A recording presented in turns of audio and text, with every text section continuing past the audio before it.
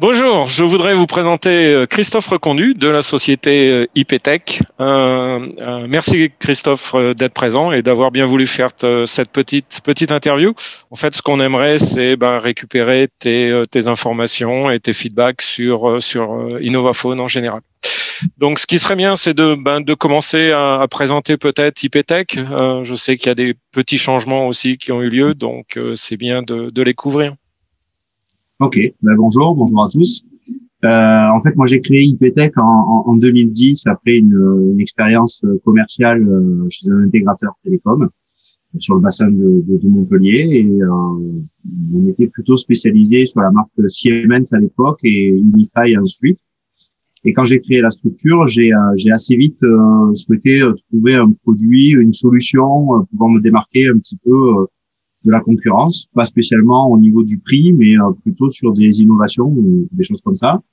Innovaphone a tout de suite attiré mon attention lors d'un salon, IT Partner en l'occurrence, attiré par sa philosophie, son approche du marché, les innovations proposées et des choses qui, à l'époque, donc en 2012, la première fois que j'ai rencontré des gens d'Innovaphone, était bien en avance. Et puis, pour diverses raisons, malheureusement, de la vie d'une société, j'ai pas pu proposer des solutions tout de suite. On a été obligé de continuer un tout petit peu. Et en 2007, j'ai vraiment franchi le cap en disant, on arrête de regarder ce qui se fait et on fait vraiment. Et aujourd'hui, on fait l'intégration globale des solutions Innovaphone. Et comme tu l'expliquais, Thierry, aujourd'hui, IPTech est intégré dans un groupe qui s'appelle Bureautique Informatique Communication. Et de ce fait, on accélère encore plus parce que notre parc client est accru et on développe vraiment et on fait vraiment un axe et un vrai focus sur les produits innovants. Ok, Voilà. super. Et donc, qu'est-ce qui t'a fait sauter le pas, comme tu le dis? Qu'est-ce qui a fait que, en fait, tu as décidé vraiment de miser sur Innovaphone? Tout simplement parce que tous les constructeurs nous annonçaient toujours des innovations, on va arriver, ça va arriver et en fait c'était déjà là chez Innovaphone. Donc c'est vrai que attendre quelque chose et des solutions performantes alors qu'elles existent déjà, ça paraissait judicieux de pas attendre que peut-être quelqu'un nous crée quelque chose dans les années à venir alors que ça existait déjà sur un produit fiable, fonctionnel et qui a une vraie solidité vis-à-vis du marché et voilà. Donc les équipes terrain m'ont dit bingo au niveau technique en disant on connaît, on maîtrise, on voit, il n'y a pas de raison que ça marche pas et évidemment ça marche bien donc on avance comme ça. Voilà. Ok. Donc, avec ce Covid là qui embête tout le monde entre guillemets, et avec tous ces événements, ça a dû apporter de nombreux challenges, je dirais, notamment au niveau du télétravail. Je suppose que tu as eu un tas de demandes dans ce sens. Oui, beaucoup. On a eu beaucoup de demandes sur notre parc. Alors évidemment sur tous les clients qui étaient déjà basculés en Innovaphone, ça s'est fait très naturellement. Tous les clients qui n'étaient pas encore basculés mais qui envisageaient d'en basculer, ça accélère un peu ou ça a accéléré pour certains et ça accélère aujourd'hui encore le souhait de migrer. Et pour tous ceux qui avaient pas encore cette idée-là, c'est en train de germer doucement parce que euh, aujourd'hui les solutions sont relativement simples à déployer et une fois que c'est bien maîtrisé techniquement, le client n'a que des avantages à basculer sur ces solutions. Ok. Bon, je sais qu'on a fait deux beaux projets de mairie en fait ensemble dans la région de Montpellier où tu es situé. Et ce que j'aimerais en fait, c'est que tu m'en parles un petit peu plus de ce marché des mairies. Ouais.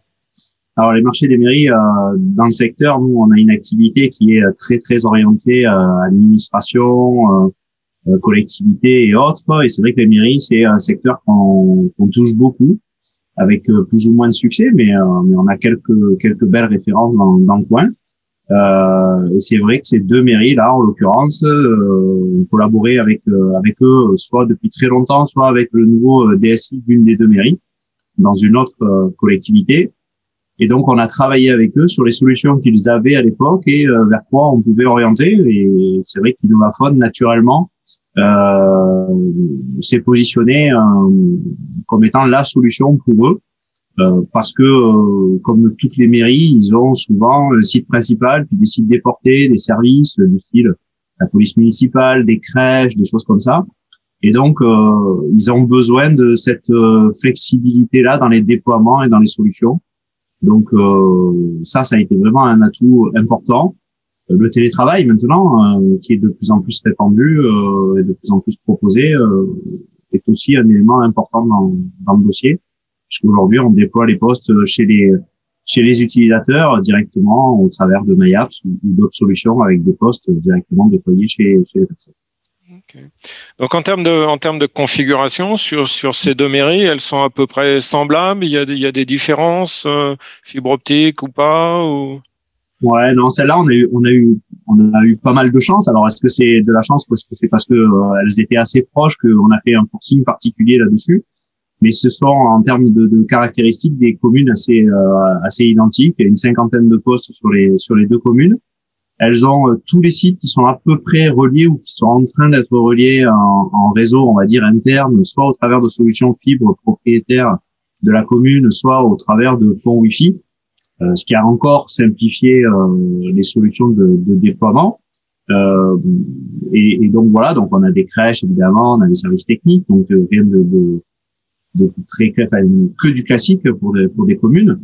Et voilà, donc ça s'est fait assez simplement. Et elles ont aussi, et c'est important, l'avantage d'avoir, on va dire, un vrai service BSI en interne. Mais quand je dis un vrai service, c'est une personne qui connaît son métier, qui connaît l'informatique réellement, puisqu'elles sont dans chacune, il n'y a que 2 personnes à chaque fois qui s'occupent de tout ça.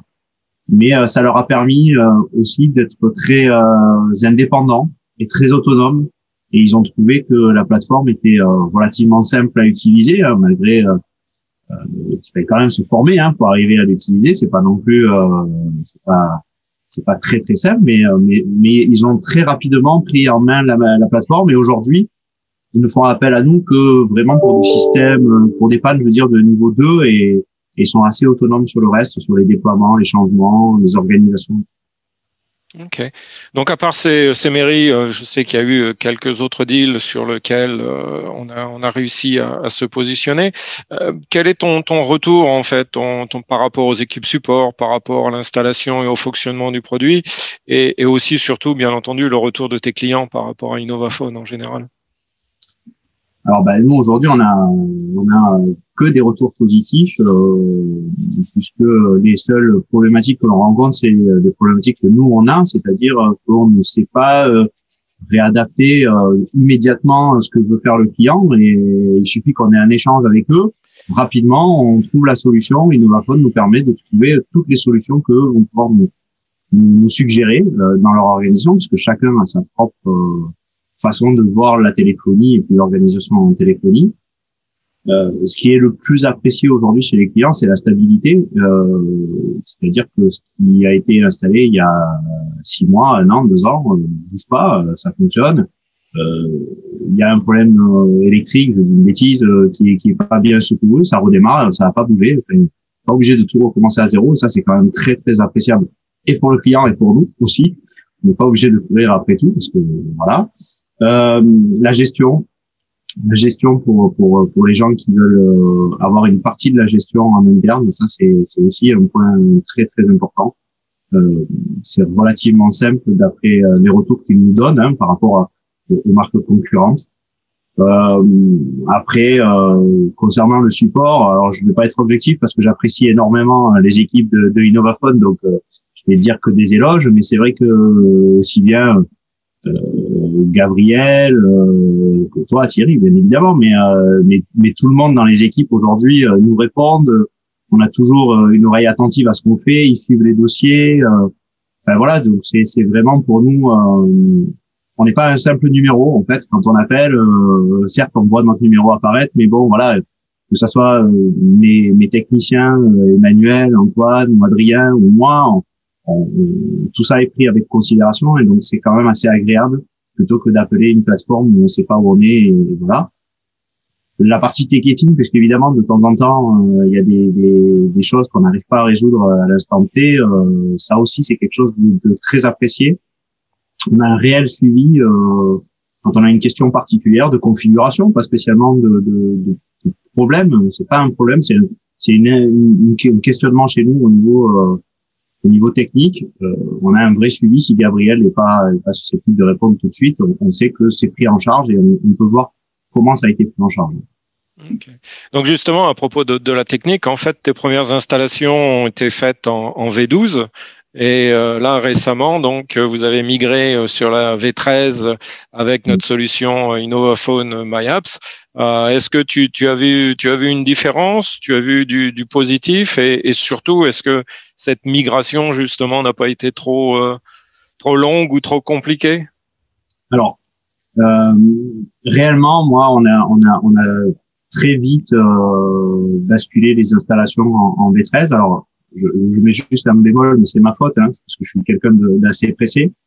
Donc, je suis allé peut-être un peu vite et la première a été un peu compliquée, mais c'est plus moi qui ai mal abordé la chose en me disant je vais être autonome et je vais le faire tout seul, je vais y arriver, il n'y a pas de raison.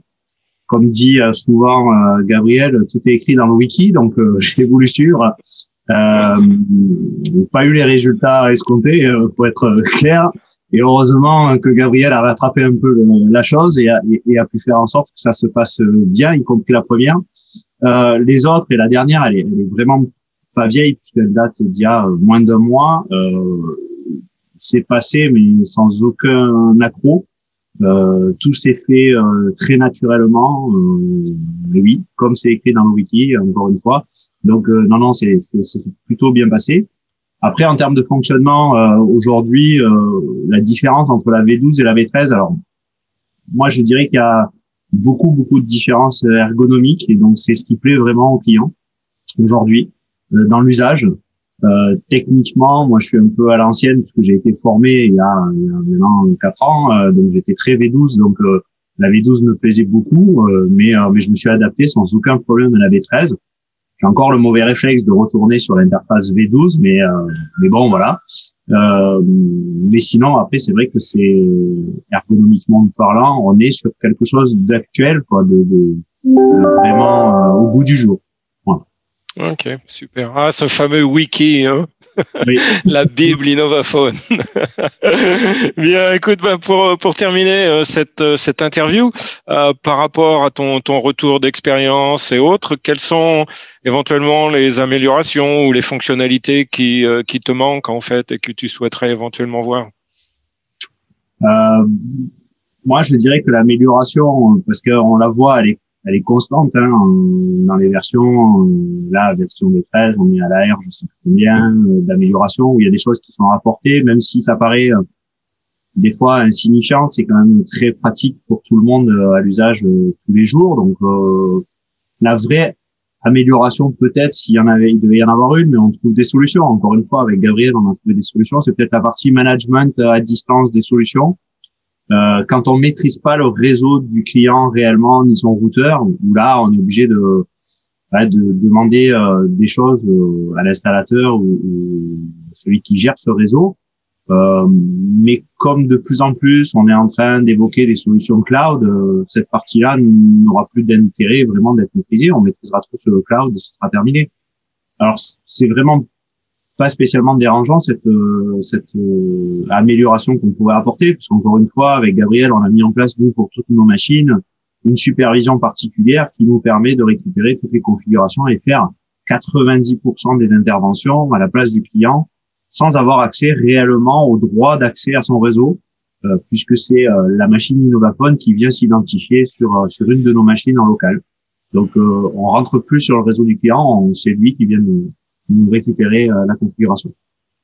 Voilà. Ok, bon, super Christophe, ça a été un plaisir de faire cette interview et puis on se retrouve au dialogue en décembre. Allez, au revoir. Avec grand plaisir. Merci beaucoup.